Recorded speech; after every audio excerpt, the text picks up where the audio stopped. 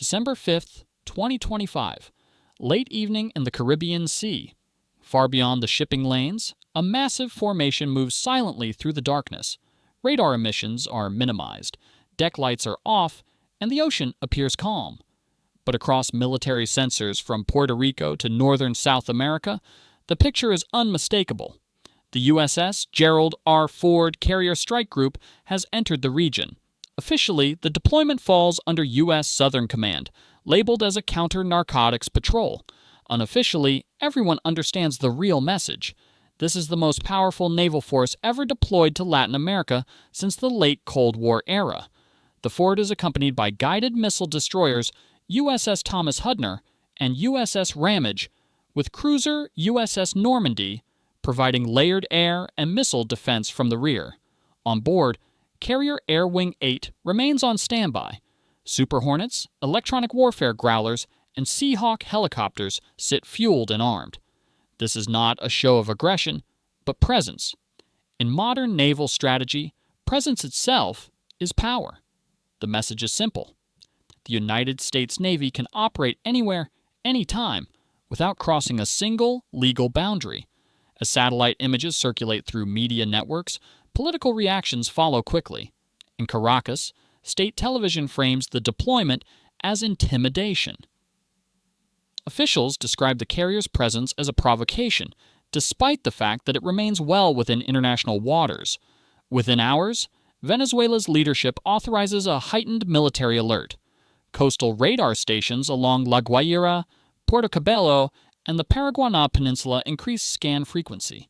Naval units are ordered to prepare for possible interception operations. Fishing vessels are warned to remain clear of designated zones. The tone is not yet confrontational, but it is tense. Inside the Ford's Combat Information Center, the atmosphere is markedly different. Calm, professional, procedural. Watchstanders log new radar sweeps from the coast, identifying signatures associated with Chinese-built coastal radar systems. Nothing unexpected, nothing alarming. The carrier group remains at Condition 3, standard readiness. The philosophy is clear. Predictability prevents escalation. Yet naval encounters are rarely defined by intention alone. They are shaped by perception, technology, and the decisions of operators working with imperfect information. And in the hours ahead, that gap between perception and reality will widen dangerously. Shortly after midnight, Venezuelan radar operators detect a large contact north of the coastline. The return appears singular, steady, and deliberate. Based on size and speed, it is assessed as a lone U.S. destroyer operating independently.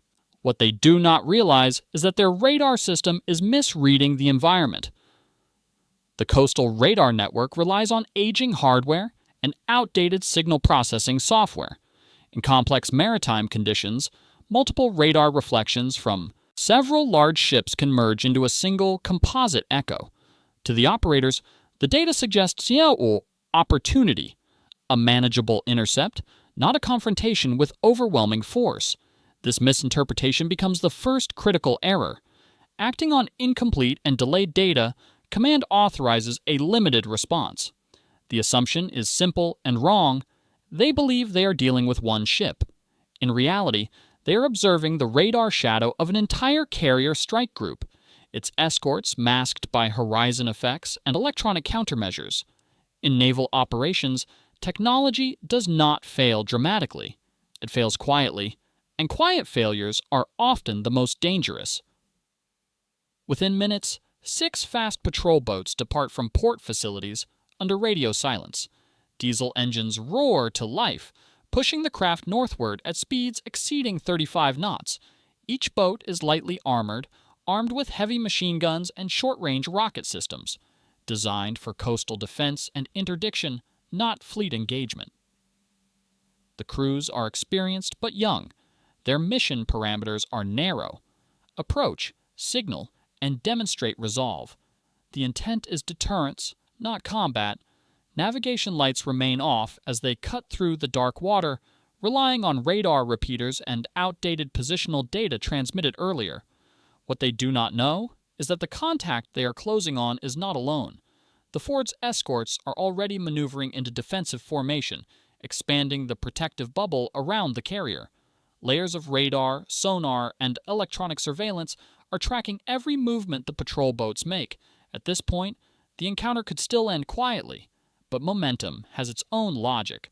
Once assets are deployed, stopping them requires certainty, and certainty is exactly what both sides lack. At 0207 local time, the Ford's sensors register multiple fast-moving surface contacts approaching from the south. Their radar signatures are small but erratic, immediately classified as military craft.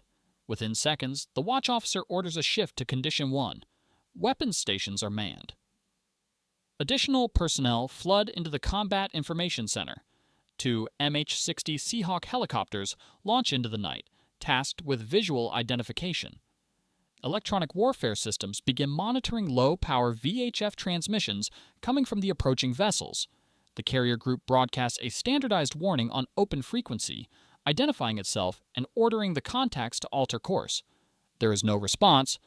The patrol boats continue closing distance. The destroyers Hudner and Ramage reposition, flanking the carrier.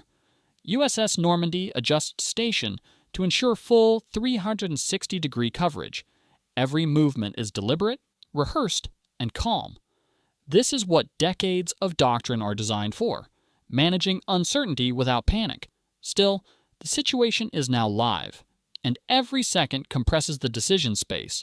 Visual confirmation comes from the Seahawk crews. 6 fast patrol boats in tight formation, wakes glowing faintly under moonlight. 2 coordinated to be civilian, 2 aggressive to be accidental. Weapons are visible. Range continues to close. Then a signal spikes across the electronic warfare console. 1 patrol boat activates its fire control radar, briefly locking onto USS Thomas Hudner. The system reacts instantly. Defensive weapons track the source. Infrared sensors zoom in. Target data floods the network, yet no one fires. The commanding officer orders restraint. Track, but do not engage. The philosophy holds. No shots unless fired upon. The patrol boats slow and hold position several thousand yards from the carrier group. For a brief moment, the sea is silent, engines idle, weapons uncovered. A frozen standoff. This is the most dangerous phase of any naval encounter. Not chaos, but stillness. Without warning, 1 patrol boat accelerates. Its engines surge, bow lifting as it charges forward at over 40 knots.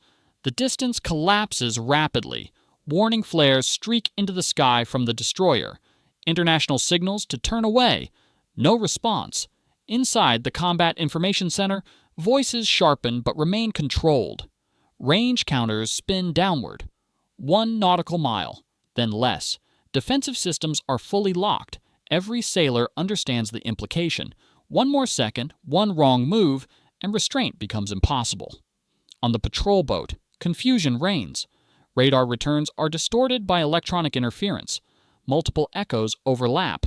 The commander realizes too late that the data makes no sense. The silhouette ahead is not a destroyer, it is a wall of steel. At under 1,000 yards, the boat throttles down and veers hard to port. Spray erupts across the deck. The moment passes.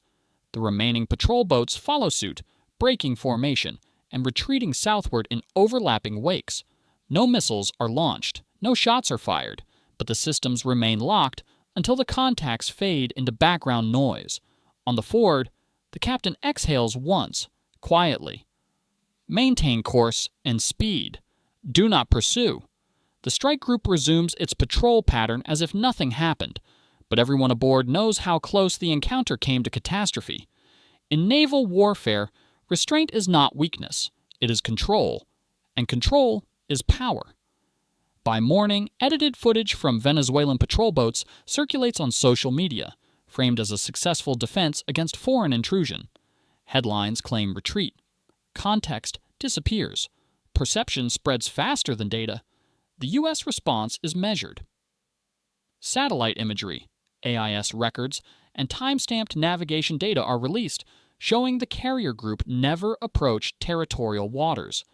Diplomats engage quietly through back channels. Military readiness is adjusted discreetly. No official complaints are filed. The incident is logged. Another near miss added to a long list. Inside the Pentagon, the encounter is dissected frame by frame. The conclusion is clear. This was not luck. It was discipline.